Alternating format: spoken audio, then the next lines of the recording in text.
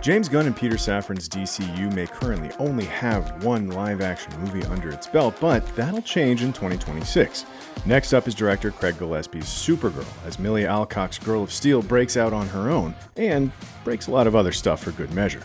Supergirl is interesting in that, unlike Superman or the upcoming Clayface, it's directly based on a specific DC comic storyline.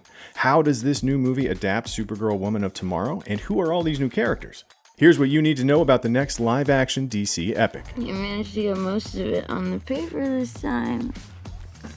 Good job, buddy. Unsurprisingly, most of the spotlight in this teaser trailer is directed at Alcock's Supergirl. There have been a lot of different versions of Supergirl in the comics, not all of which have been depicted as Superman's cousin from Krypton. But here, Alcock is playing a fairly traditional version of the character. This is Kara Zor-El. Like her cousin, she's a survivor of Krypton's destruction, though she's clearly taking the loss of her world a lot harder than Kal-El. It doesn't help that Kara actually has memories of life on Krypton, and didn't arrive on Earth until she was a teenager. Losing your family and your entire homeworld can weigh a person down, even when they have super strength. This isn't the first time we've seen Supergirl appear in live action. She was played by Helen Slater in 1984's Supergirl movie, as well as Laura Vandervoort in Smallville and Melissa Benoist in the CW's Supergirl series. But in terms of personality, this is a very different take on the character from any of those versions. This Supergirl is hardly the clean-cut, all-American hero and the spitting image of her cousin. She's a hard-drinking, hard-partying 23-year-old with a lot of emotional baggage. It's not a very high bar to clear. That's just one way in which the Supergirl movie is drawing directly from the Woman of Tomorrow comic. Written by Tom King and illustrated by Bilquis Evely, Supergirl Woman of Tomorrow is notable for delivering a much darker and moodier take on the Girl of Steel than fans were used to. It depicts Kara as a depressed loner, tired of living in her cousin's shadow, and still mourning the loss of her home. As in the comic, it appears the film opens with Supergirl traveling to an alien world to get plastered and let off some steam. She pretty much has to head into space to get drunk, as Earth's yellow sun causes her body to process alcohol as quickly as she can guzzle it down. But no sooner does Kara find a good watering hole than she's drawn, very much against her will, into a larger battle. That is where our next character comes in. Okay, this does not look like this is gonna end well. Like the comic, the movie pairs Supergirl with a character named Ruthie Marie Knoll, a resident of the remote alien world where Supergirl has come to drink. Despite her young age and small stature, Ruthie is on a single-minded mission of vengeance. Her father, a humble farmer, was murdered by a man named Krim of the Yellow Hills. More on him in a minute. Krim stabbed Ruthie's father and left the blade behind, despite the fact that it's a very fine and valuable weapon. That's the sword Ruthie now carries, with the hope that she can return it to Cinder in the bloodiest way possible. Early in the comic, Ruthie approaches Kara in the hope of hiring her as a mercenary. Despite her protestations, it's not long before Kara finds herself drawn into Ruthie's revenge quest. Deep down, Kara sees something of herself in young Ruthie, a girl who lost her metaphorical world as surely as Kara lost her literal one.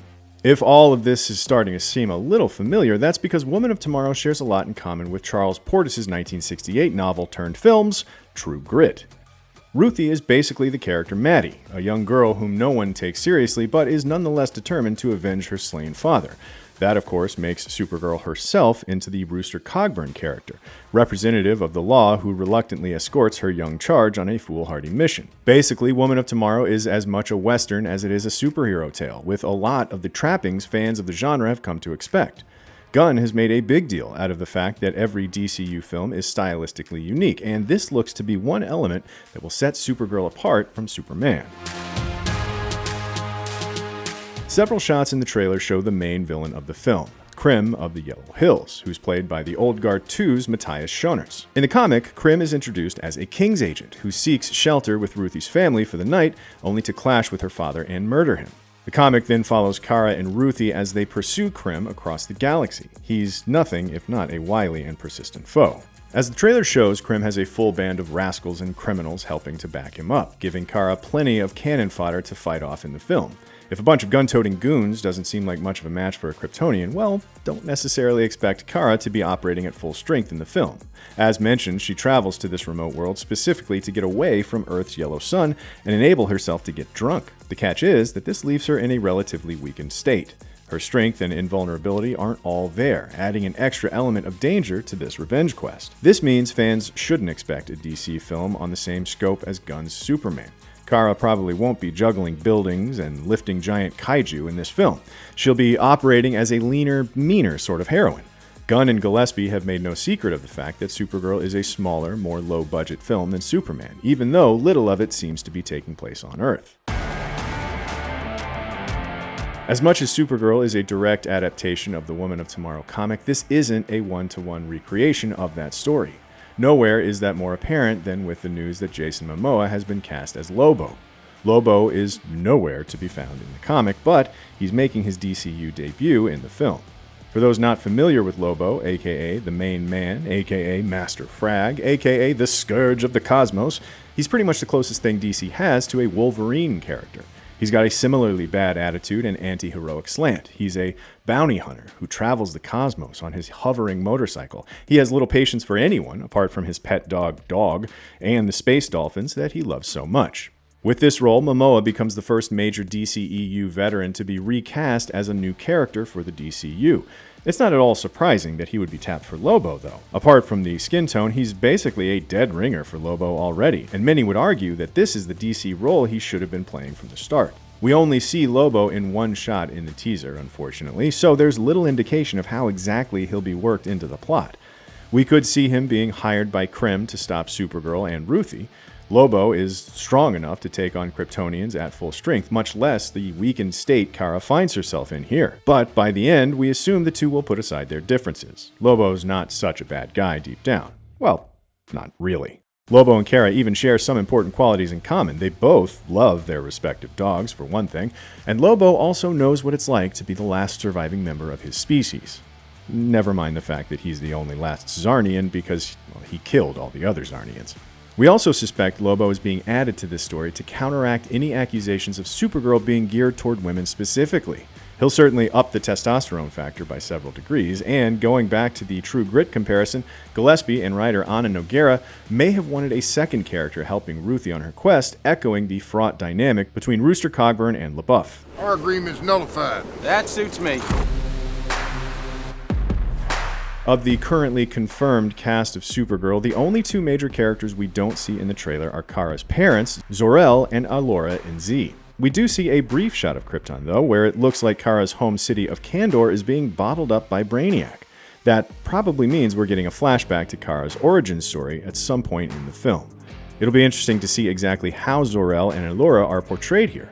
Superman certainly turned heads with its unconventional depiction of Kal-El's birth parents. There, we learned they sent their baby to Earth not to be the planet's greatest defender, but to conquer the planet and start a harem to rebuild the Kryptonian people. Are Kara's parents cut from the same cloth? And does that influence her more cynical worldview?